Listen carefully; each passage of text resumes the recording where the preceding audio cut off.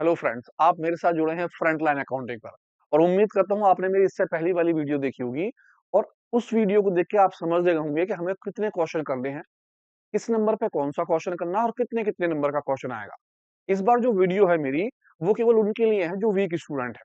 अगर आप बहुत वीक हैं, आपने अभी तक अकाउंट्स कुछ हुआ नहीं है और आप डर रहे हैं कि मैं पास होऊंगा या फेल हो जाऊंगा, तो घबराने की कोई जरूरत नहीं है। मैं अपनी इस वीडियो में आपके लिए 5 क्वेश्चन लेकर आया हूँ, टॉप के क्वेश्चन है। जो क्वेश्चन 100% आएंगे, ये नंबर लगा लीजिए कि अगर आपने ये क्वेश्चन कर लिए तो आप 100% पास हो जाएंगे और बहुत अच्छे नंबरों से। एक आध क्वेश्चन एक्स्ट्रा और कर लेंगे तो और अच्छे नंबर आ जाएंगे। मैं इस वीडियो में आपको बताऊंगा कौन से नंबर पे आपका क्वेश्चन आएगा, आपको उसका फॉर्मेट क्या बनाना है, उसमें कौन कौन सी बातें भरनी है। आपको ये क्वेश्चन जो है, इन्हें ध्यान से देखना है।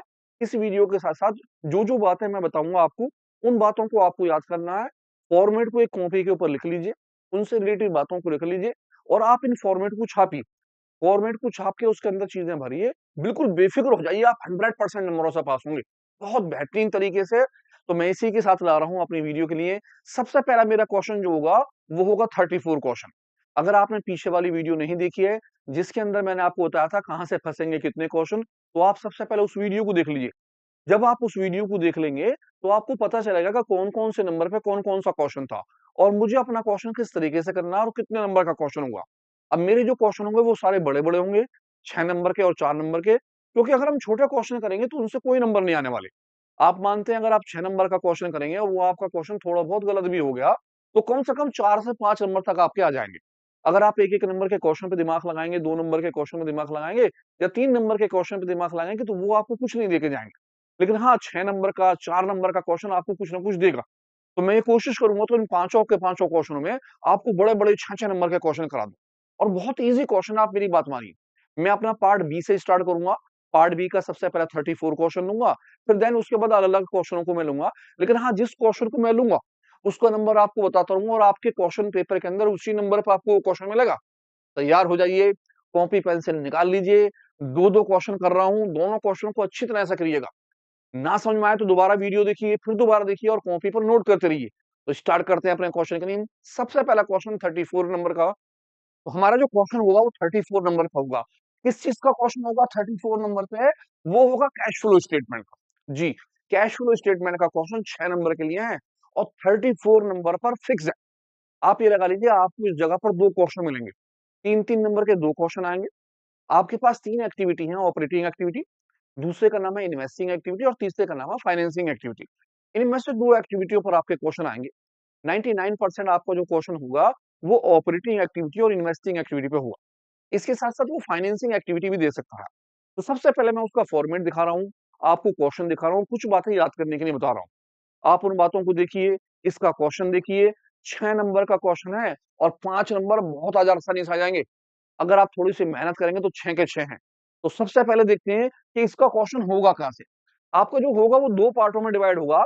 आपके क्वेश्चन जो फर्स्ट वाला पार्ट होगा, जो पहला वाला पार्ट होगा, आप कहेंगे from the following information calculate कीजिए cash flow from operating activity. कौन सी एक्टिविटी? Operating activity. अब ऑपरेटिंग एक्टिविटी में वो आपको यहाँ पर कुछ बातें देगा और 2 साल के डाटा दे देगा। 2024, 2023 या जो भी ईयर उसका होगा, उस ईयर के वो डाटा देगा। कुछ एडिशनल इन्फॉर्मेशन होगी। ये इन्फॉर्मेशन नीचे भी आ सकती है, ये इन्फॉर्मेशन वो ऊपर भी लिख सकता है। तो आपके पास इस तरह से बातें बनी हुई होंगी। इसके अंदर आपको ध्यान से कौन कौन सा फॉर्मेट बनाना है, सबसे पहले तो वो देख लीजिए। जब आप ऑपरेटिंग एक्टिविटी बनाएंगे तो आपको ये फॉर्मेट आपको बनाना होगा। कैश फ्लो स्टेटमेंट में operating activity, cash flow from operating activity, सबसे पहले नाम आपका जो होगा वो होगा profit before tax and extra ordinary item. पहला कॉलम पर्टिकुलर का होगा, दूसरा कॉलम डिटेल का होगा, तीसरा कॉलम अमाउंट का होगा। एज इट इज छापना है आपको।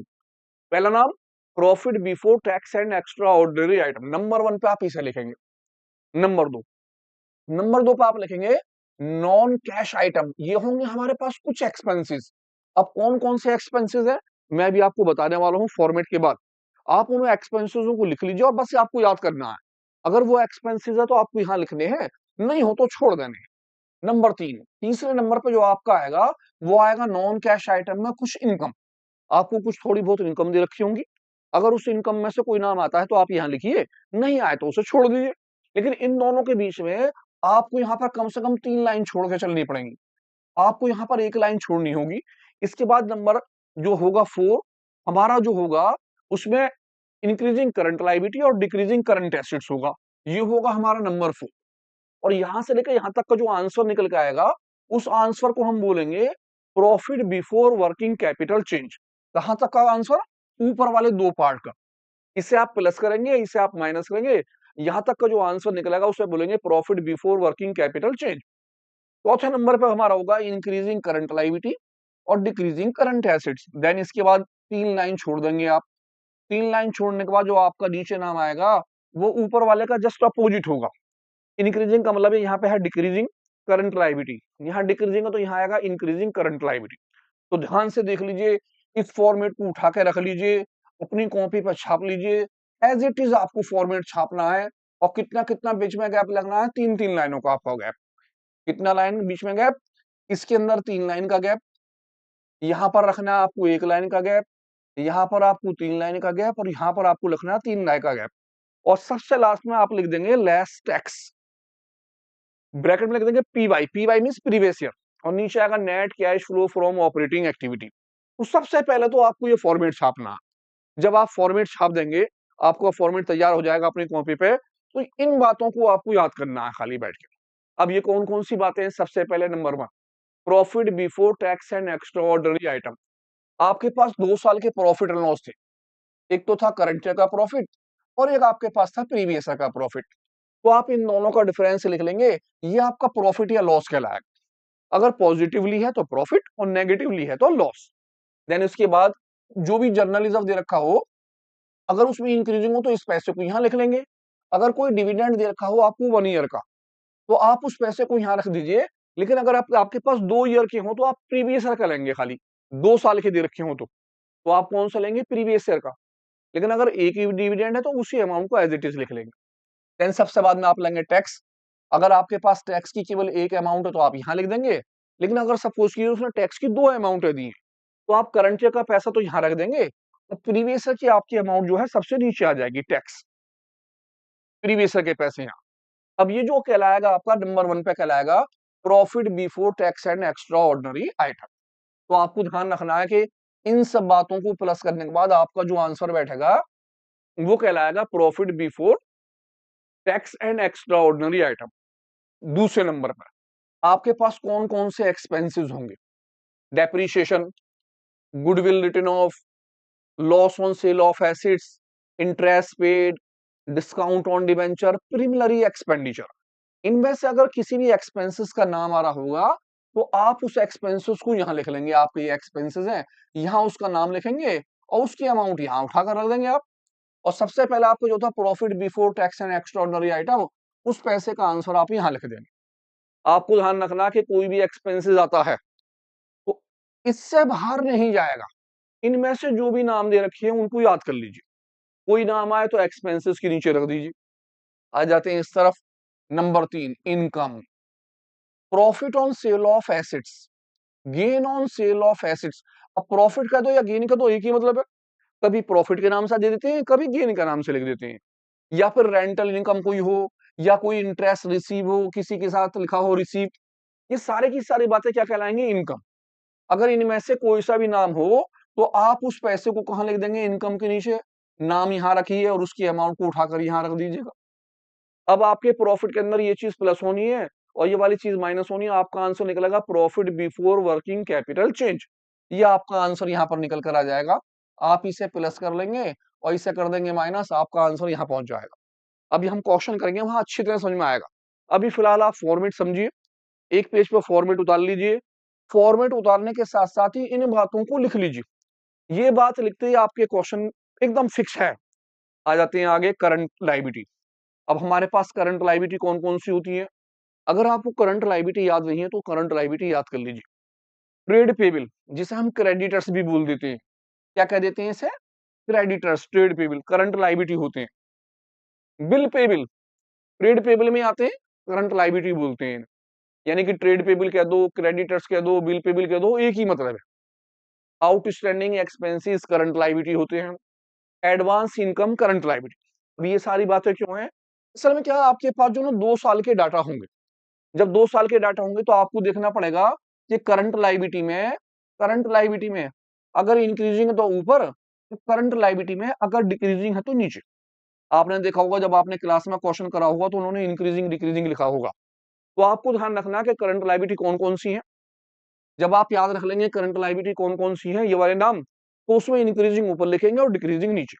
इसी के साथ-साथ आपको याद रखना है कि मेरे पास करंट एसेट्स कौन-कौन सी हैं। नाम याद कीजिए करंट एसेट्स के। सबसे पहले ट्रेड रिसीवेबल, आप उसे डेब्टर्स भी कह सकते हैं, आप उसे बिल रिसीवेबल भी कह सकते हैं। देन उसके बाद इन्वेंटरी, जिसे हम क्या बोलते हैं स्टॉक, प्रीपेड एक्सपेंसेस, अकार्ड इनकम। इनमें से अगर कोई सा भी नाम आ रहा हो एसेट्स में, तो वो आपको 2 अमाउंटें देगा। अगर उसने 1 अमाउंट दे दी, तो बात ही खत्म हो जाती है। जब 1 अमाउंट होगी तो आप देखेंगे एसेट्स के अंदर अगर डिक्रीजिंग है तो ऊपर लिखेंगे और एसेट्स के अंदर अगर इंक्रीजिंग है तो नीचे लिख लेंगे। लेकिन सपोज की 2 अमाउंटें हों, 2 अमाउंट से मतलब हो गया, उसने आपको बोला 2004 और 2005। 2004-5 में पहले थे 4,000 रुपए, अब हो गए हमारे पास 7,000 रुपए।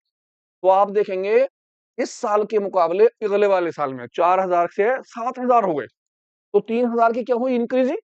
आप लिखेंगे इंक्रीजिंग करंट एसेट्स में, यहाँ पे लिख देंगे इसका नाम और इसकी अमाउंट यहाँ पर आ जाएगी आपकी। इसी तरह अगर डिक्रीजिंग है तो नाम यहाँ और अमाउंट, बस ये करना, बाकी कुछ नहीं। यानी सबसे पहले फॉर्मेट याद कीजिए। जब आपको पूरा फॉर्मेट याद हो जाएगा, तो फॉर्मेट याद करने के बाद आप इस पेज के ये वाले पॉइंट याद कर लीजिए और आप यकीन मानिए मेरा, आपके हाथ से क्वेश्चन बाहर नहीं जाएगा।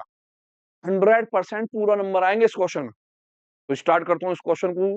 पहले एक बार लिख लीजिए, अपनी कॉपी पे सारी बातें कर लीजिए, स्क्रीनशॉट ले लीजिए, कौन कौन से पॉइंट मेरे पास हैं, मेरा जो फॉर्मेट है वो फॉर्मेट क्या है, इस फॉर्मेट को लिखिए, बीच में कितना कितना स्पेस छोड़ना है इतना इतना स्पेस छोड़िए। तो आ जाते हैं अपने क्वेश्चन के ऊपर। हमारा जो क्वेश्चन होगा वो कैसे होगा, ध्यान से फिर क्वेश्चन को देखते हैं। क्या कहता है क्वेश्चन, कहता from the following information prepare कीजिए क्या चीज, ऑपरेटिंग एक्टिविटी। वो आपसे कहेगा ऑपरेटिंग एक्टिविटी बनाइए। अब ऑपरेटिंग एक्टिविटी में क्या क्या देगा, उसने सबसे पहले बोल दिया the profit of jeep limited. हम जो कर रहे हैं वो जीप लिमिटेड का काम कर रहे हैं और उसका जो प्रॉफिट है वो है 2,50,000 का। कुछ इन्फॉर्मेशन नहीं है, ये इन्फॉर्मेशन ऊपर भी हो सकती है और जो इन्फॉर्मेशन ये नीचे भी दे सकता है। एडिशनल इन्फॉर्मेशन कहते हैं ना। क्या कहता है, कहता गुडविल रिटर्न ऑफ। अब गुडविल याद कीजिए, गुडविल हमारा क्या होता था एक्सपेंसेस, तो आपको ध्यान रखना है ये वाला पैसा एक्सपेंसेस में लिखना है। डेप्रिसिएशन ऑन प्लांट, अभी हमने पढ़ा डेप्रिसिएशन क्या होता है हमारा एक्सपेंसेस, तो मुझे ये वाले पैसे एक्सपेंसेस में लिखने। Gain on sale of furniture, याद कीजिए गेन, अब ये हमने पढ़ा गेन हमारी क्या होती है इनकम। उसके बाद उसने बोला था following was the position of its current assets and current liability as 31st March 2022 और 2023। अब हमारे पास करंट एसेट्स हैं और करंट लाइबिलिटी है, तो मुझे यहाँ छांटना है सबसे पहले कि करंट एसेट्स कौन कौन सी और करंट लाइबिलिटी कौन कौन सी। जब मुझे पता चल जाएगी तो मैं अपने फॉर्मेट में इजीली भर लूंगा। तो मैं देखता हूँ सबसे पहले इन्वेंट्री, मेरी इन्वेंट्री क्या है एसेट्स। अब मुझे देखना है पहले दोनों में ईयर कौन सा है 2022, तो मुझे देखना है 22 से 23 की तरफ। पहले अमाउंट थी 12,000 की, अब अमाउंट हो गई 8,000 की। एसेट्स में डिक्रीजिंग हो गई। ध्यान रखना है फॉर्मेट के अंदर एसेट्स में डिक्रीजिंग कहां जाएगी। प्रोविजन फॉर टैक्स, टैक्स के पैसे तो दो जगह बताए थे मैंने। एक तो टैक्स का पैसा प्रॉफिट में प्लस होगा और एक टैक्स का पैसा सबसे नीचे लिखा जाएगा, दो जगह टैक्स जाना है। अब टैक्स की अमाउंट कितने की है 7,000 की और 5,000। ये वाली जो अमाउंट है हमारी, ये है प्रीवियस ईयर की अमाउंट। कितने के पैसे 7,000 रुपए और 5,000 रुपए जो है वो है करंट ईयर के, क्योंकि हमारे पास पहला ईयर 22 है और दूसरा ईयर 23 है। तो प्रीवियस ईयर की जगह 7,000 लिखने हैं और करंट ईयर प्रॉफिट में 5,000 हम प्लस कर लेंगे। याद कीजिए अभी हमने पीछे फॉर्मेट में बोला कि टैक्स के पैसे प्लस करे जाएंगे। ट्रेड रिसीवेबल, ट्रेड रिसीवेबल हमारा क्या होता है एसेट्स। आप इस पैसे को एसेट्स में लेंगे। अमाउंट पहले 15,000 की थी, अब हो गई 2,000 की। एसेट्स में इंक्रीजिंग हो गई, पैसे बढ़ रहे हैं। आ जाते हैं ट्रेड पेबल। ट्रेड पेबल क्या होता है लाइबिलिटी। अब लाइबिलिटी पहले थी 7,500 की, अब कितने की हो गई 12,000 की। लाइबिलिटी में इंक्रीजिंग हो गई। अगर आप फॉर्मेट और उस पेज को याद कर लेंगे तो आराम से इन बातों को लिख लेंगे कि कौन कौन सी बात कहां जाएगी। आपने देखा टैक्स आपका दो जगह था, एक जगह प्लस हो रहा है और एक जगह माइनस हो रहा है, तो टैक्स को हम दोनों जगह लिखेंगे। बाकी इन सब बातों को ध्यान से देखते हैं और स्टार्ट करते हैं और सबसे पहले बनाते हैं फॉर्मेट। सबसे पहले आप अपना फॉर्मेट बना लेंगे। आपका जो फॉर्मेट होगा वो इस तरह से होगा, सबसे पहले cash flow from operating activity, profit before tax and extra ordinary item, non cash item, क्या चीज, नॉन कैश आइटम एक्सपेंसेस, और आप कम से कम 3 लाइन छोड़ लेंगे। नॉन कैश आइटम में इनकम लिखेंगे और कम से कम 1 लाइन छोड़ लेंगे। उसके बाद लिखेंगे profit before working capital change. आपका यहां तक का आंसर इतना आ जाएगा, जिसके अंदर आप इसे एक्सपेंसेस को प्लस करेंगे और इनकम को माइनस करेंगे। आंसर कहलाएगा profit before working capital change. अब आप लिखेंगे इंक्रीजिंग करंट लायबिलिटी और डिक्रीजिंग करंट एसेट्स, ये हमारे प्लस होंगे और हम छोड़ देंगे 3 लाइन। उसके बाद आएगा डिक्रीजिंग करंट लायबिलिटी और इंक्रीजिंग करंट एसेट्स, आप फिर 3 लाइन छोड़ लेंगे।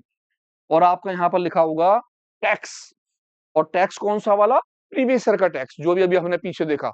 2 टैक्स हैं, एक टैक्स प्रॉफिट में आ जाएगा, एक टैक्स इसमें जो प्लस हो जाएगा, और सबसे लास्ट में आपका आंसर होगा net cash flow from operating activity, जो आपका लास्ट में आंसर निकल के आएगा। तो पहला फॉर्मेट बना लीजिए, क्वेश्चन मैंने पढ़ाई है, मैं अगले पेज पे क्वेश्चन स्टार्ट करता हूँ। बहुत आराम इत्मीनान से देखिए, इन सब बातों को करने के लिए आपको पीछे वाले पेज के 5 पॉइंट याद करने हैं। प्रॉफिट में क्या क्या चीज प्लस होगी, एक्सपेंसेस कौन कौन से हैं, इनकम कौन कौन सी है, एसेट करंट एसेट्स कौन सी है और करंट लायबिलिटी कौन सी। हो सकता है आप भूल गए हो, तो उन बातों को पेज पर लिख लीजिए और याद कीजिए, और मेरे साथ जुड़ जाइए बहुत अच्छी तरीके से। और देखते हैं इस क्वेश्चन को, मैंने फॉर्मेट इस तरफ ले लिया है, फॉर्मेट के साथ क्वेश्चन मैंने इस साइड ले लिया है, ताकि मैं इजीली इस क्वेश्चन को आपके सामने भर चुकूं। मैं यहाँ पर पहले अंडरलाइन कर ले रहा हूँ, मेरा एक्सपेंसेस अंडरलाइन कर लिया मैंने, इनकम को अंडरलाइन कर लिया, increasing current liability decreasing current assets underline कर ली है, और decreasing current liability increasing current assets मैंने अंडरलाइन कर लिए। सबके अंदर स्पेस बराबर का छोड़ लिया, जितना जितना मैंने आपको बताया।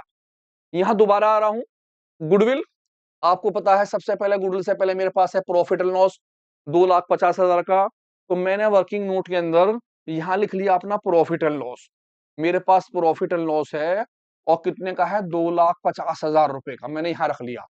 क्यों रखा, क्योंकि टैक्स के पैसे इसमें प्लस होने हैं, और मेरे पास जो टैक्स था आपने देखा था, वो था ये वाला टैक्स, प्रोविजन फॉर टैक्स। एक तो 7,000 की अमाउंट थी और एक थी मेरी 5,000 की अमाउंट।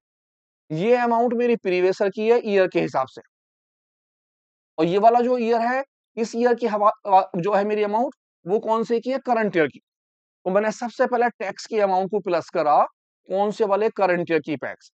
करंट ईयर की अमाउंट 5,000 है, 5,000 का मैंने टैक्स प्लस कर लिया, मेरी अमाउंट हो जाती है 2,55,000 रुपए। और 2,55,000 रुपए को सबसे ऊपर profit before tax and extra ordinary item मैंने यहां लिख दिए, कितने, 2,55,000 रुपए आपके यहां आ गए। इसी के साथ साथ जो आपका टैक्स है प्रीवियस ईयर का 7,000 आपने यहां ले लिया, टैक्स प्रीवियस ईयर कितना, 7,000 रुपए का, 7,000 का टैक्स मैंने यहां रख डाला, और मैंने यहाँ लाइन खींच दी ताकि इजीली कर सकूं मैं उसे। 7,000 रुपए टैक्स के, 7,000 रुपए टैक्स के आ गए। पहली बात खत्म हो गई, प्रॉफिट के पैसे में मैंने टैक्स प्लस कर लिया है, और मेरे पास कोई चीज नहीं है, कोई डिविडेंड होता, कोई जनरल रिजर्व होता, मैं उसे प्लस कर लेता जब मैं उस पैसे को लिखता। अब मैं आगे आगे, गुडविल, मेरी गुडविल रिटर्न ऑफ है। आप जानते हैं गुडविल का पैसा हमारे लिए क्या है, एक्सपेंसेस। डेप्रिसिएशन हमारे लिए क्या था, एक्सपेंसेस। गेन हमारे लिए क्या थी, वो इनकम। तो सबसे पहले इन चीजों को भरते हैं, गुडविल का पैसा 9,000 रुपए, ये आ गया एक्सपेंसेस, नाम लिखा गुडविल, और आप गुडविल के अमाउंट को 9,000 रुपए को उठाकर ऐसा कैसा यहां भर देंगे। बस आपको नाम याद करने, डेप्रिसिएशन यहां लिखेंगे डेप्रिसिएशन, और डेप्रिसिएशन की आपकी जो अमाउंट थी 4,000 रुपए की, आपने यहां लिख दिए 4,000 रुपए अमाउंट उठा के। गेन आपका क्या है, इनकम, आप पहुंच गए इनकम के अंदर, आपने लिखा गेन, गेन ऑन सेल, जो नाम है पूरा उतार लेंगे, 2,000 रुपए, 2,000 रुपए उठाकर यहां पर आ गए, 2,000। आराम से उठाना और भरना है, खाली याद करनी है चीजें कि कौन कौन सी चीजें इनकम है, कौन कौन सी एक्सपेंसेस। अब नीचे जो नाम है वो हमारे पास करंट एसेट्स करंट लायबिलिटी के हैं। हम आ गए नीचे इन्वेंट्री, इन्वेंट्री मेरी क्या है, करंट एसेट्स। तो मैंने देखना करंट एसेट्स है, तो करंट एसेट्स पहले 8,000 की थी, अब कितने की है, 12,000 की। अब एसेट्स में क्या है, पहले एक बार रफ करके ध्यान से फिर देख लेते हैं, करंट एसेट्स करंट लायबिलिटी कौन कौन सी है। इसे हटा देता हूं मैं यहां से ताकि इजी हो जाए।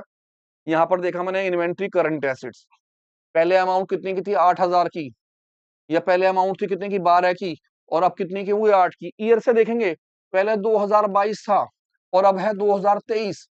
पहले अमाउंट 12,000 की थी, अब अमाउंट हो गई 8,000 की। करंट एसेट्स में डिक्रीजिंग हो गई, करंट एसेट्स ये डिक्रीजिंग करंट एसेट्स, क्या नाम है, इन्वेंट्री। दोनों का डिफरेंस 4,000, यहां नाम लिखा है इन्वेंट्री, इन्वेंट्री। और इन्वेंट्री में दोनों का डिफरेंस हमने लिख दिया 4,000 रुपए का, बात खत्म हो जाती है। आगे आ जाते हैं फिर, टैक्स हमारा हो चुका है, छोड़ दिया। ट्रेड रिसीवेबल, मेरे पास है करंट एसेट्स, पहले अमाउंट थी 1,500 की, अब अमाउंट कितने की हो गई 2,000 रुपए की। 1,500 थी, अब हो गई 2,000, इंक्रीजिंग हो गई। इंक्रीजिंग करंट एसेट्स, भैया डिक्रीजिंग यहाँ है, इंक्रीजिंग उसके नीचे, नीचे आ गए नाम, नाम क्या है ट्रेड रिसीवेबल, नीचे नाम लिख दिया बीचों बीच में ट्रेड रिसीवेबल, और दोनों का डिफरेंस 500 रुपए। आप ऐसे के ऐसे 500 रुपए उठाकर लिख देंगे, 500 रुपए। एसेट्स और लाइबिलिटी दोनों एक साथ लिखनी है बीचों बीच में। आ जाते हैं नीचे ट्रेड पेबल, करंट लाइबिलिटी, पहले थी 7,500 की, अब कितने की हो गई 12,000 की। ट्रेड पेबल, करंट लाइबिलिटी 7,500 की पहले थी, पहले, अब कितने की है 12,000 की, क्या हो गई इंक्रीजिंग, कितने की इंक्रीजिंग हो गई आपकी, ये हो गई जी 2 और 2 4, 4,500 रुपए की इंक्रीजिंग। आ जाते हैं इंक्रीजिंग करंट लाइबिलिटी, नाम आ गया साहब ट्रेड पेबल का, ट्रेड पेबल, और दोनों का डिफरेंस 4,500, 4,500 भर दिया। अब देखा जी कुछ छूटा तो नहीं, सारी बातें आ गई। जब सारी बातें आ जाएंगी तो आराम से टोटल करेंगे, इतना आसान है। आपने ध्यान रखना है कि एक्सपेंसेस कौन कौन से हैं, इनकम कौन कौन सी है, लाइबिलिटी है या एसेट्स है, लाइबिलिटी में इंक्रीजिंग है या डिक्रीजिंग है, एसेट्स में डिक्रीजिंग है या इंक्रीजिंग, बस ये भरना है, पीछे वाला एक पेज याद करके। 34वें ही क्वेश्चन पे आएगा, 34 पे फिक्स्ड, पहला वाला ए पॉइंट। दो आएंगे क्वेश्चन, पहला पॉइंट टोटल मार लेते हैं।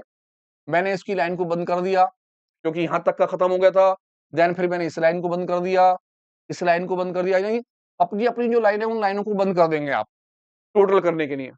इस बॉक्स में दो नाम थे, दोनों को टोटल को करेंगे और बाहर लिख देंगे 13,000 आ गया टोटल। इसमें एक ही नाम है, सीधे अमाउंट 2,000 रुपए बाहर ले ली। इसमें फिर दो नाम है, तो दोनों को मैंने जोड़ दिया, 8,500 बाहर आ गए। इसमें फिर दो हैं, दोनों को प्लस करा, 7,500 रुपए, इसकी अमाउंट आ गई 7,500 रुपए की।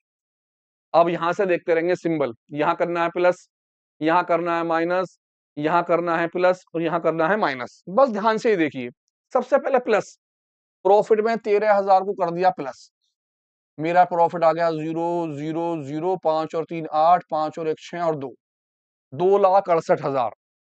ये करने हैं माइनस, तो मैंने लगा दिया भैया ब्रैकेट माइनस का निशान, 2,68,000 से 2,000 चला गया, आया 2,66,000, 2,66,000। अगला होना है प्लस, हमने लगा लिया निशान प्लस का, इसमें कर दिया प्लस 500, तो ऐसा कैसा आ गया, 8 और 2 14 का 4 हासिल को 1 7 और 2, 2,74,500, 2,74,500 रुपए।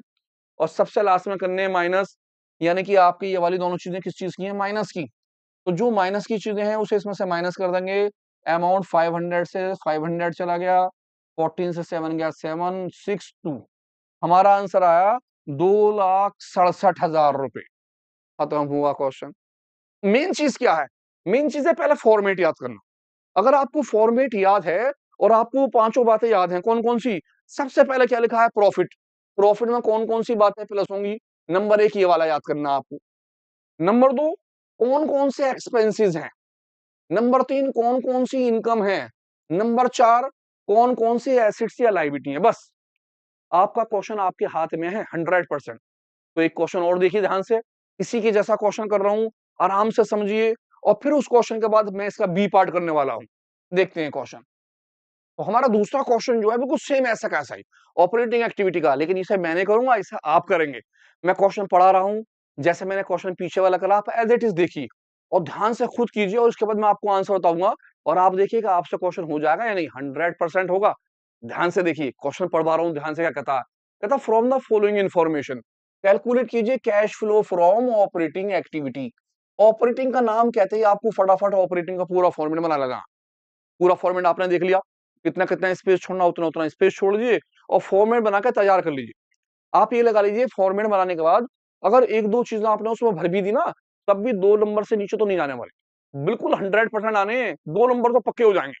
अब आगे बढ़ते हैं पूरे नंबर लाने के लिए। क्या कहता है, इसने बोला पर्टिकुलर 2024, इस बार 24 पहले है और 23 है बाद में। इसका मतलब है हमें यहां से देखना है कि पहले कितने थे और अब कितने ईयर है, इसके हिसाब से। सबसे पहले उसने बोला सरप्लस। सरप्लस का बोला होता है प्रॉफिट एंड लॉस। आपको नाम कभी कभी सरप्लस लिख के दे देता प्रॉफिट लॉस, और 2 साल के डाटा दे देता है वो, तो आपको दोनों साल के डाटा में कंपेयर करना है। पहले आपके पास प्रॉफिट था 89,000 का, अब आपके पास प्रॉफिट है 71,000 का। पहले कितने का प्रॉफिट था? 89,000 का प्रॉफिट। अब आपके पास प्रॉफिट है 71,000 का। असल में आपको जो है 81,000 रुपए का क्या हो गया है? लॉस। लास्ट ईयर के मुकाबले इस साल में आपको प्रॉफिट आपका क्या हो रहा है? कम। तो ये वाला पैसा आपका क्या कहलाएगा? लॉस। इस पैसे को आप किस में लिखोगे? ब्रैकेट में माइनस के पैसे आएंगे आपका 18,000 रुपए। आपको ध्यान रखना है। आ जाते हैं इन्वेंट्री। आप इन्वेंट्री बोल दो या स्टॉक, ये क्या होते हैं? Current assets. अब करंट एसिड्स, पहले करंट एसिड्स कितने के थे? 4,000 रुपए के। अब करंट एसिड्स कितने के? 12,000 के। एसिड्स में इंक्रीजिंग हो गई, करंट एसिड्स में इंक्रीजिंग हो गई। आपको ध्यान रखना करंट एसिड्स की इंक्रीजिंग कहां लिखनी है मुझे। ट्रेड रिसीवेबल बोल दो, डेप्टर्स बोल दो या बिल रिसीवेबल, ये भी क्या होते हैं? करंट एसिड्स ही। अब पहले थे 45,000 के, अब हो गए 58,000 के। एसिड्स में इंक्रीजिंग हो गई। अब एसिड्स की इंक्रीजिंग जैसे ऊपर लिखी है ऐसे यहां रखनी है। आपको ढूंढना है एसिड्स में इंक्रीजिंग है कहां पर। आ जाते हैं नीचे, आउटस्टैंडिंग एक्सपेंसेस। आउटस्टैंडिंग बोल दो, ड्यू बोल दो, अनपेड बोल दो, ये कहलाते हैं करंट लायबिलिटी। पहले करंट लायबिलिटी 10,000 की थी, अब हो गई 14,600, 14,600 की। लायबिलिटी में हो गई इंक्रीजिंग। अब लायबिलिटी की इंक्रीजिंग कहां रखनी है? आपको ध्यान से ढूंढना है वहां लायबिलिटी की इंक्रीजिंग कहां रखनी है। और सबसे लास्ट में कैश और बैंक। ना तो इसमें कैश आता ना इसमें बैंक आता, क्योंकि कैश फ्लो के अंदर कैश निकालना होता है, और कैश तो उसने निकाल के आपको खुद दे दिया। तो आपको इनमें से कोई सी भी अमाउंट नहीं रखनी, ना तो कैश के पैसे, ना बैंक के पैसे, ना प्रीवियस ईयर के, ना करंट के, छोड़ देंगे आप। आ जाते हैं एडिशनल इन्फॉर्मेशन। ये इन्फॉर्मेशन कभी कभी तो ऊपर लिखी भी आ जाती है, कभी कभी नीचे लिख के भी दे देती है। क्या बोलेगा? Goodwill written off. अब आपका गुडविल जो होता है वो क्या होता है? जी हाँ, एक्सपेंसिस। इस गुडविल के नाम को आपको एक्सपेंसेस में लिखना और अमाउंट लिखनी है 8,000 रुपए की, काम हो गया खत्म। Income tax. अब टैक्स की उसने बस केवल एक अमाउंट दिया, 23,000 रुपए। पीछे वाले क्वेश्चन में 2 अमाउंट थी, आपने दोनों को अलग अलग लिखा। एक अमाउंट आपने किस में लिखी? प्रॉफिट में आपने प्लस करी, और एक अमाउंट आपने सबसे नीचे कहां पे? डिक्रीजिंग करंट लायबिलिटी में क्या करी? माइनस। अब 23,000 दोनों जगह लिखेंगे, 23,000 ऊपर और 23,000 नीचे, दोनों जगह एक ही अमाउंट लिखेंगे। अगर 2 अमाउंट दिए तो दोनों जगह अलग अलग अमाउंट।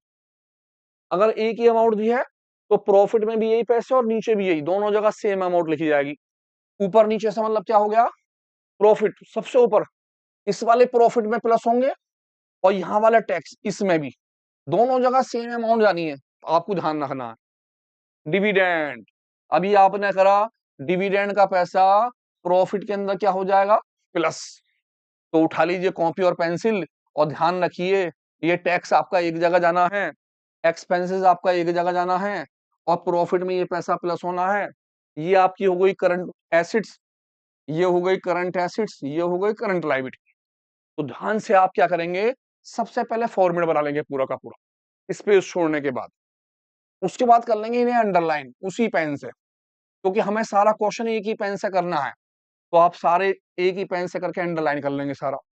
यहाँ लिखेंगे profit before tax and extra ordinary item. सबसे पहले प्रॉफिट के आपके आए थे लॉस के 18,000 रुपए, आप लोग लिखेंगे। टैक्स का पैसा इसमें करेंगे प्लस, डिविडेंड का पैसा करेंगे प्लस। जो आपका आंसर निकल के आएगा उस आंसर को उठाकर आप कहाँ ले जाएंगे? इस जगह, और आपका आंसर यहाँ पर आ जाएगा। देन उसके बाद आप ढूंढेंगे इसमें से, ये आपके किसके पैसे थे? एक्सपेंसेस के। ये रे, ये आपके टैक्स के पैसे हैं। एक तो ऊपर आए और एक टैक्स नीचे चला गया। टैक्स का पैसा एक तो गया यहाँ ऊपर, और एक ये टैक्स का पैसा कहां पहुंच गया? यहाँ नीचे। दोनों जगह सेम अमाउंट। डिविडेंड, आपका डिविडेंड का पैसा ये आ गया, प्रॉफिट में प्लस हो गया। जब आप ये सारी बातें भर लेंगे तो आप आ जाएंगे किस पे, जो आपने इंक्रीजिंग डिक्रीजिंग करी है, इंक्रीजिंग डिक्रीजिंग इसे देखेंगे, करंट एसेट्स में इंक्रीजिंग, करंट एसेट्स में इंक्रीजिंग या decreasing, current liability increasing decreasing. जब इन सब चीजों को भर लेंगे तो आपके क्वेश्चन का आंसर निकल के आएगा ये वाला। तो भैया लेकिन इस वाले पेज को देखना है आपको बाद में, पहले खुद क्वेश्चन कीजिए। जब आप क्वेश्चन पूरा का पूरा कर लें तो इससे मैच करें कि भाई मेरा जो क्वेश्चन है वो ऐसा आया या नहीं आया। अगर सपोज कि आपका क्वेश्चन आ जाता तो बहुत अच्छी बात है, आपसे क्वेश्चन आ गया। नहीं आता तो फिर ट्राई कीजिए, फिर ट्राई कीजिए, 5-6 बातों को लिख के रख लीजिए। अब मैं इसका बी पार्ट ला रहा हूँ। इसका बी पार्ट जो होगा वो होगा इन्वेस्टिंग एक्टिविटी। इन्वेस्टिंग एक्टिविटी भी आपके लिए आएगा, क्योंकि एक तो ऑपरेटिंग बनाने के लिए आएगा, एक आएगा इन्वेस्टिंग या फिर फाइनेंसिंग बनाने के लिए। तो हम देखते हैं इन्वेस्टिंग एक्टिविटी, बहुत ईजी सा है इन्वेस्टिंग एक्टिविटी। इन्वेस्टिंग एक्टिविटी में क्वेश्चन किस तरह से होता है, कैसे होगा, ये आपका होगा बी पार्ट में। कौन सा बी? ए में ऑपरेटिंग एक्टिविटी और बी में इन्वेस्टिंग एक्टिविटी। कहता है from the following information prepare कीजिए इन्वेस्टिंग एक्टिविटी। आपको 2 साल के डाटा होंगे, पर्टिकुलर 2024-2023, जो भी डाटा उसने दे रखे हो आप देख लेंगे ईयर कौन कौन से हैं। यहाँ पर आपको देगा वो फिक्स एसेट्स लिखा होगा, प्रॉपर्टी प्लांट एंड इक्विपमेंट्स, ये टेंजिबल एसेट्स होती हैं। इनकी जो वैल्यूएशन है वो ये है, प्रीवियस ईयर में 20 लाख रुपए हैं और करंट ईयर में 25,40,000 रुपए हैं। इसी के साथ नीचे इन्फॉर्मेशन होगी, नोट टू अकाउंट जिसे हम बोलते हैं, नोट टू अकाउंट्स, यानी इसके बारे में डिटेल नीचे लिखी हुई है। ये चीज है मशीन। मशीन की कीमत पहले थी 20 लाख रुपए की, अब है 25,40,000। वही जो ऊपर चीज है वो नीचे लिखी हुई है नोट टू अकाउंट्स में। ये क्वेश्चन आपका बना हुआ है। इसके नीचे एडिशनल इन्फॉर्मेशन दे देता है वो। अब एडिशनल इन्फॉर्मेशन क्या है, during the year a piece of machine, उसकी कॉस्ट है 48,000 की, डेप्रीशिएशन लगाना है कितने का, 32,000 का, सेल कितने की कर दी, 12,000 रुपए की। इस तरह से क्वेश्चन होगा। तो क्वेश्चन को देख के घबराना नहीं है, बहुत आसान क्वेश्चन है ये, बहुत ही इजी क्वेश्चन है। आप क्वेश्चन का फॉर्मेट देख लें कि क्वेश्चन है किस टाइप का। कभी पता चलेगा आपने क्वेश्चन देखा, आपको पता ही नहीं चली क्वेश्चन कैसा था। जैसे ऑपरेटिंग का क्वेश्चन देखा कि वो कुछ इन्फॉर्मेशन देगा, नीचे एसेट्स लायबिलिटी 2 साल की होंगी और हमें फॉर्मेट बना के छापना है बस। इसी तरह से ये क्वेश्चन आपको देख लीजिए। इस क्वेश्चन की पहचान, यहाँ लिखा होगा प्रॉपर्टी प्लांट एंड इक्विपमेंट, 2 साल के डाटा होंगे और आप किसका बना रहे हैं, वो मशीन के बारे में, कुछ मशीन की इंफॉर्मेशन नीचे दे रखी होंगी। अब इनका फॉर्मेट बनाना है सबसे पहले, और हमें ध्यान रखना है कि कौन कौन सी बातें मुझे करनी है। तो जैसे ही आप इस फॉर्मेट को देखें, आप बी पार्ट लिखें और फटाफट आ जाए अपने फॉर्मेट पे।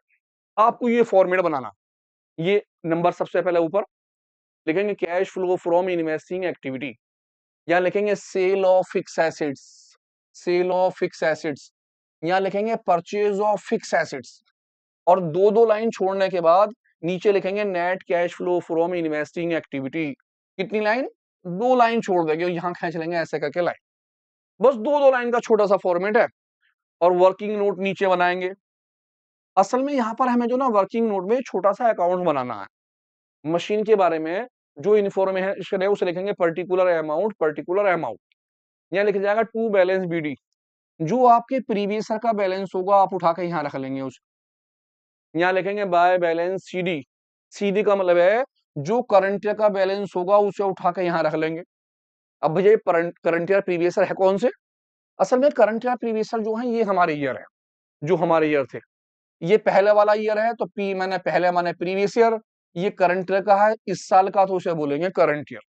प्रीवियस ईयर के पैसे हैं 20 लाख, करंट ईयर के पैसे हैं 25,40,000। इन दोनों अमाउंटों के पैसों को वहां भरना होगा खाली फॉर्मेट के अंदर। तो सबसे पहले इसे करने से पहले तो आपको करना फॉर्मेट याद, एज इट इज छपना है, छापना है खाली। Cash flow from investing activity, sale of fix assets, decreasing ना लिखे तो कोई फर्क नहीं पड़ता, ब्रैकेट में लिखा है मैंने, 2 लाइन छोड़ दीजिए, नीचे आ जाइए in purchase of fix assets, फिर 2 लाइन छोड़ दीजिए और नीचे आ जाइए net cash flow from investing activity.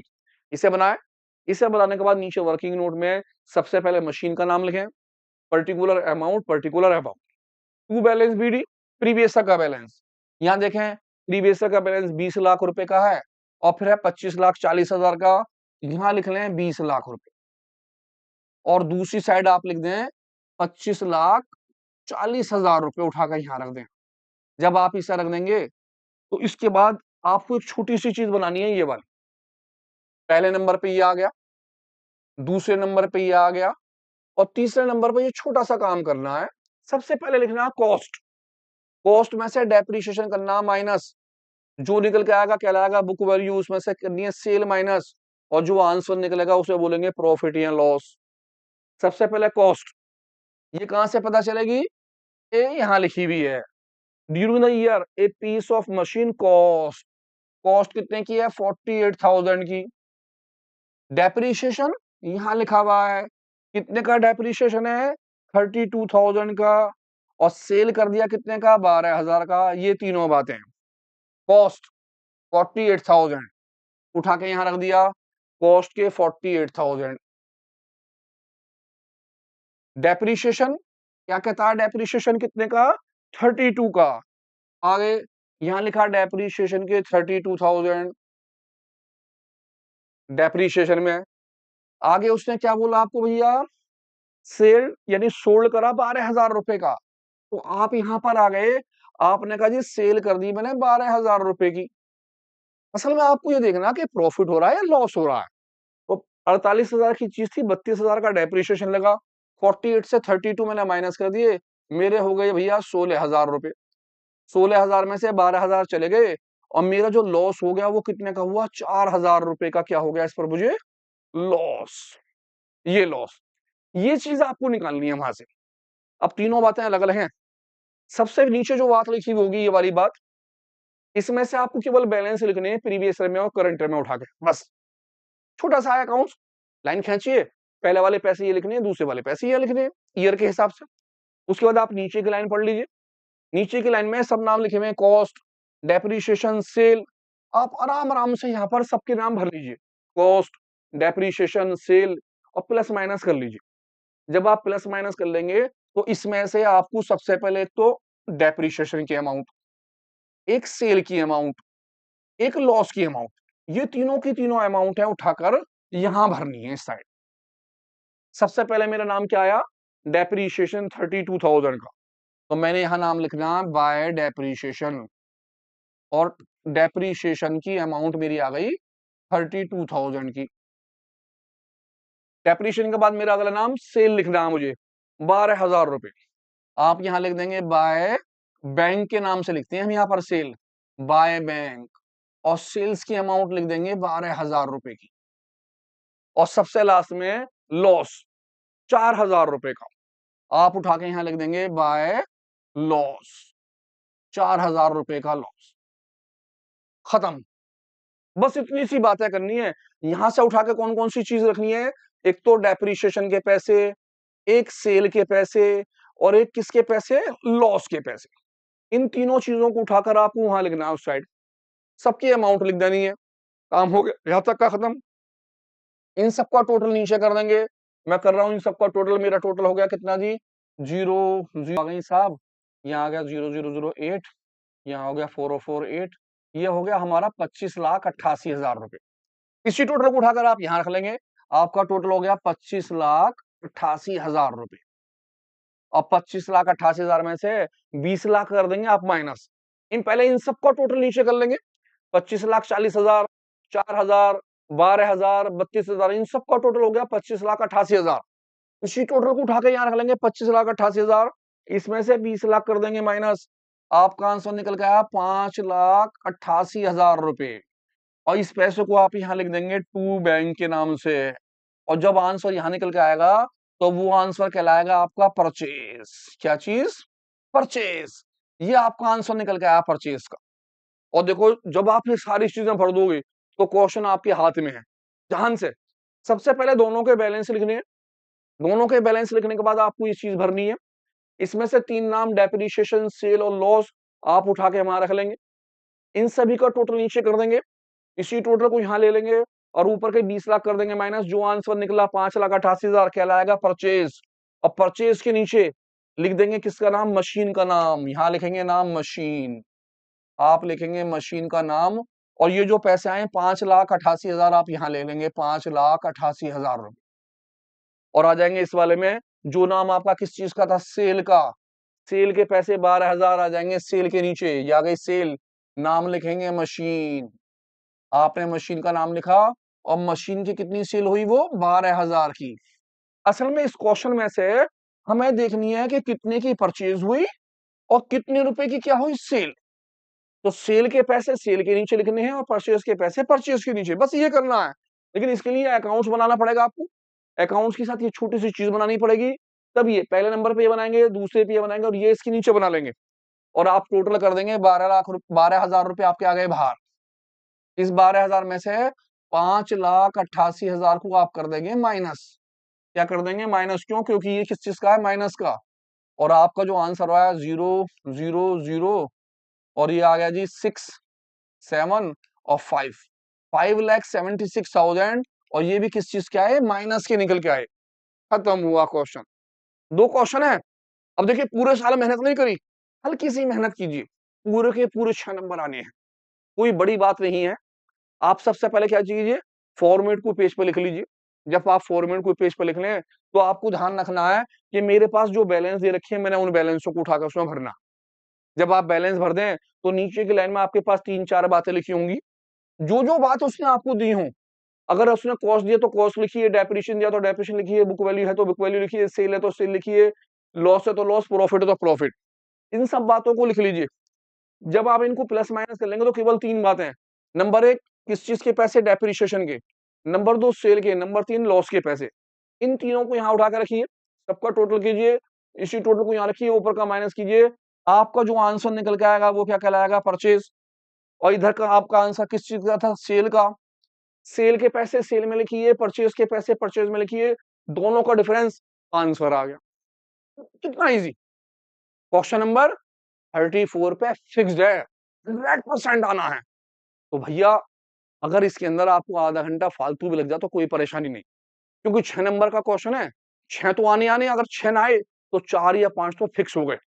और ऐसे ही आपके 5 क्वेश्चन है जो आपको बहुत अच्छे नंबर दिला देंगे। तो आते हैं अगले क्वेश्चन के ऊपर, देखते हैं कि नेक्स्ट एक्टिविटी। सबसे पहले हमने देखी ऑपरेटिंग एक्टिविटी, दूसरे नंबर पर हमने देखी इन्वेस्टिंग एक्टिविटी, और इस बार है फाइनेंसिंग। फाइनेंसिंग आप सब जानते हैं, ये 2 चीजों का इस्तेमाल करना है। सबसे पहले हमें लिखना है एड में issue of shares. Financing activity तरीका वही है, पर्टिकुलर, डिटेल और अमाउंट। सबसे पहले हम लिखेंगे एड में इशू ऑफ शेयर्स, और सेकंड नंबर पे लिखेंगे लेस में पेमेंट ऑफ शेयर। अगर किसी भी तरह के हमारे इस एक्टिविटी के अंदर इंक्रीजिंग होगी तो आप इसे किसके अंदर दिखाएंगे, इशू के अंदर। और इस एक्टिविटी में अगर किसी भी तरह की क्या होगी, डिक्रीजिंग, तो आप किस में दिखाएंगे, पेमेंट के अंदर। जी बिल्कुल वैसे ही जैसे इन्वेस्टिंग एक्टिविटी में 2 हिस्से थे, इसी तरह यहाँ 2 हिस्से हैं। बहुत आसान एक्टिविटी है, छोटी सी एक्टिविटी है। ध्यान से देखिए कि कौन कौन सी बातें फाइनेंसिंग एक्टिविटी में आती हैं, ऐसे कौन कौन से पार्ट्स हैं। सबसे पहले शेयर कैपिटल। किसी भी तरह की शेयर्स कैपिटल हो, चाहे वो इक्विटी हो, चाहे वो प्रेफरेंशियल हो, या सिक्योरिटी प्रीमियम रिजर्व हो। सिक्योरिटी प्रीमियम जो हम शेयर्स के ऊपर लगाते हैं, वो सारे की सारी चीजें फाइनेंसिंग एक्टिविटी में आती हैं।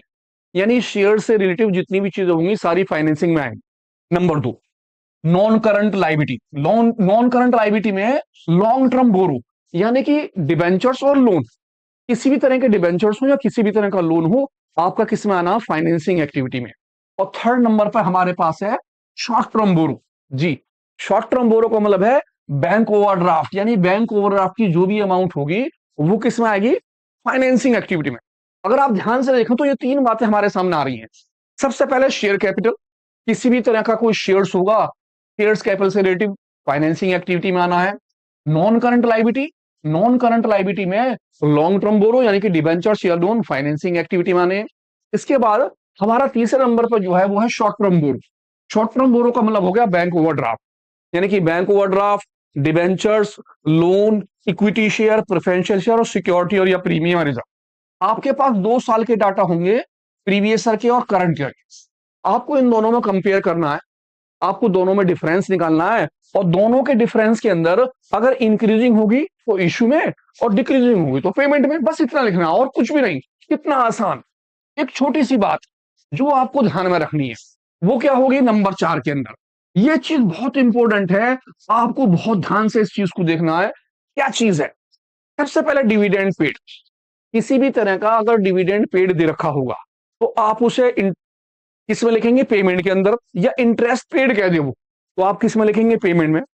कभी कभी हमारे पास डिविडेंड 2 दिए होते हैं, तो प्रीवियस ईयर का और एक करंट ईयर का। तो आपके पास जो प्रीवियस ईयर का किसका हो, प्रीवियस ईयर का डिविडेंड, आप केवल उसे ले लें। अगर एक डिविडेंड है तो आप एज इट इज लिख देंगे। दूसरी चीज जब आप इंटरेस्ट पेमेंट लेंगे तो ध्यान रखेंगे, अगर किसी भी चीज पर परसेंटेज दे रखी होगी, जैसे कि सपोज कीजिए डिबेंचर्स के ऊपर परसेंटेज दे रखी हो या फिर लोन के ऊपर परसेंटेज दे रखी हो, तो आप इन परसेंटेजों से क्या निकालेंगे? Interest on loan. अब ये किस तरह से निकालेंगे? लोन या डिबेंचर के अमाउंट जो प्रीवियस का होगा, multiply percentage upon 100 multiply times. ये हम आगे कैलकुलेट करेंगे क्वेश्चन के अंदर, आप उसे ध्यान से देखेंगे। दो बातें ध्यान रखिए कि डिविडेंड पेड या फिर इंटरेस्ट पेड अगर क्वेश्चन के अंदर दे रखा होगा तो आप इसे किसके अंदर लिखेंगे? पेमेंट के अंदर।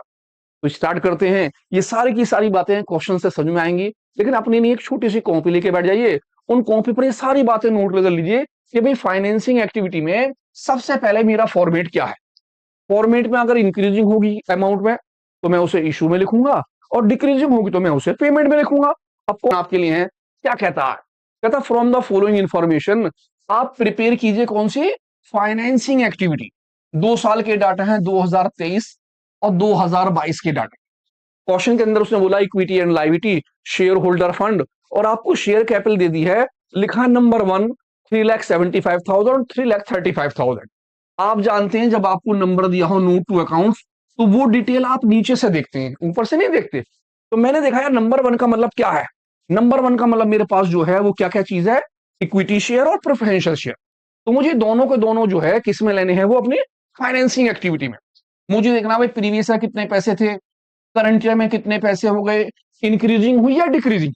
अगर इंक्रीजिंग है तो मैं किस चीज में लिखूंगा? इंक्रीजिंग होगी तो मैं लिखूंगा किसके अंदर? इशू वाले में। और डिक्रीजिंग होगी तो मैं किस में लिख दूंगा? पेमेंट वाले में। बस ये बात ध्यान रखनी है आपको। आ जाते हैं फिर लौट के, मैं फिर आ गया 8% प्रेफरेंशियल शेयर। जब कभी प्रेफरेंशियल शेयर पे परसेंटेज दे रखी हो तो उसका कोई मतलब नहीं है, आपको वो परसेंटेज नहीं लगानी, केवल दिखाने के लिए है बस।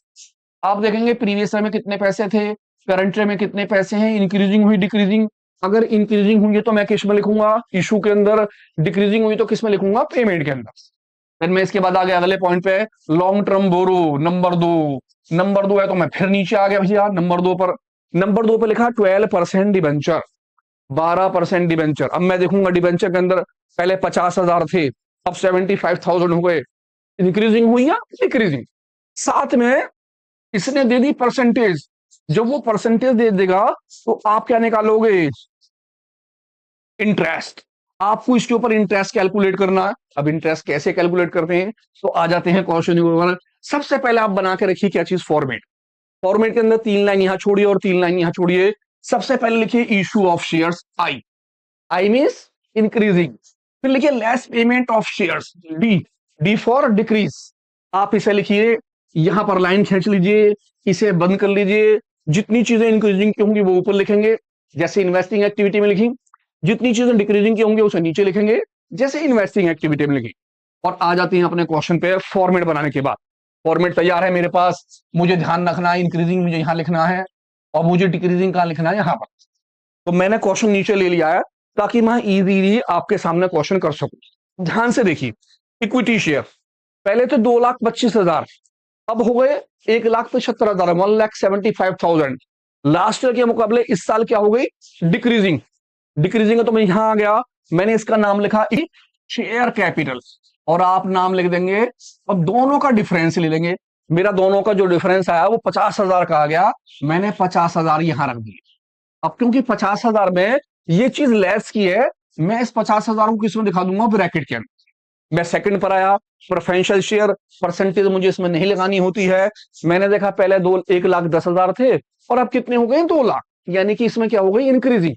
जब इंक्रीजिंग हुई तो मैं ऊपर पहुंच गया और मैंने नाम लिखा 8% प्रेफरेंशियल शेयर कैपिटल। जो मेरी शेयर कैपिटल थी मैंने इसे यहां लिख दिया, और देखा भैया दोनों में डिफरेंस जो आ गया वो कितने का आ गया? 90,000 रुपए का। तो मैंने 90,000 रुपए डिटेल के अंदर लिख दी। दो चीजें मेरी क्लियर हो गई। मैं तीसरी चीज पे आया, लॉन्ग टर्म बोरो। मैंने देखा 12% डिवेंचर, पहले 50,000 थे अब 75,000 है। सबसे पहले मैं दोनों का डिफरेंस लूंगा। मेरा डिफरेंस के अंदर क्या हो रही है? इंक्रीजिंग। मैं पहुंच गया इंक्रीजिंग में, मैंने यहां नाम लिखा 12% डिवेंचर। जो आपके डिवेंचर थे इन दोनों का जो डिफरेंस आया वो 25,000 आया, मैंने 25,000 रुपए बाहर रख डाले। अब आपको यह ध्यान रखना है कि जब कभी भी डिवेंचर्स के अंदर या फिर लोन के अंदर आपको परसेंटेज दे रखी होगी, तो आप क्या कैलकुलेट करेंगे? इंटरेस्ट। आपको इंटरेस्ट निकालना है। इंटरेस्ट निकालेंगे आप किस पर? प्रीवियस ईयर की अमाउंट पर। जो आपकी प्रीवियस ईयर की अमाउंट है उसके ऊपर आप इंटरेस्ट कैलकुलेट करेंगे, और वो इंटरेस्ट आप किस में दिखाएंगे? पेमेंट में। आपने लिखा इंटरेस्ट ऑन डिबेंचर। आपका इंटरेस्ट ऑन डिबेंचर आया, अमाउंट थी 50,000 रुपए की, मल्टीप्लाई परसेंटेज रेट 12 अपॉन 100। मैंने बंद कर दिया। पहली जीरो से मैंने पहली वाली जीरो काट डाली, दूसरी जीरो से दूसरी जीरो काट डाली, और मेरे 12 पंजे 60, 6,000 रुपए का क्या आ गया? इंटरेस्ट। ध्यान रहे, बोरो के ऊपर आप इंटरेस्ट पे करेंगे, शेयर प्रेफरेंशियल शेयर पे कुछ नहीं लगाएंगे। प्रेफरेंशियल शेयर पर तब लगाते हैं जब डिविडेंड वगैरह दे रखा होता है, नहीं तो कुछ नहीं करना। लेकिन लोन के ऊपर या डिबेंचर पर अगर परसेंटेज दी है तो आप इंटरेस्ट कैलकुलेट करेंगे किस अमाउंट पर? प्रीवियस ईयर की अमाउंट पर। ध्यान रहेगा। अब सबसे पहले मेरे पास चारों चीजें आ गई, मैंने इन ऊपर वाली दोनों चीजों को टोटल कर लिया। 90,000 रुपए और 25,000 रुपए, मेरी जो अमाउंट हो गई वो 5 और 9 और 2 11, 1,15,000 रुपए हो गए। 50,000 और 6,000, मेरे जो माइनस के पैसे आए वो निकल के आए 56,000 रुपीज। मैंने 56,000 किसके लिख दिए? माइनस के। अब 1,15,000 से 56,000 मुझे क्या करना है? माइनस। तो मैं माइनस करके रख रहा हूं, अमाउंट देखता हूं कितने की आ रही है। 0 0 0, 5 से 6 गया, ये हो गया 15 से 6 गया 9, 10 से हमारा चला गया 5, रह गया 5, यानी कि 59,000 रुपीज। अब क्योंकि ये प्लस के ज्यादा थे, इसी मारे मेरा आंसर प्लस का निकल गया 59,000। आप कहेंगे net cash flow from financing activity, ये आप कह सकते हैं नेट कैश इनफ्लो। अगर प्लस में आ रहा है तो इनफ्लो, और माइनस में है तो आउटफ्लो। कितना इजी क्वेश्चन।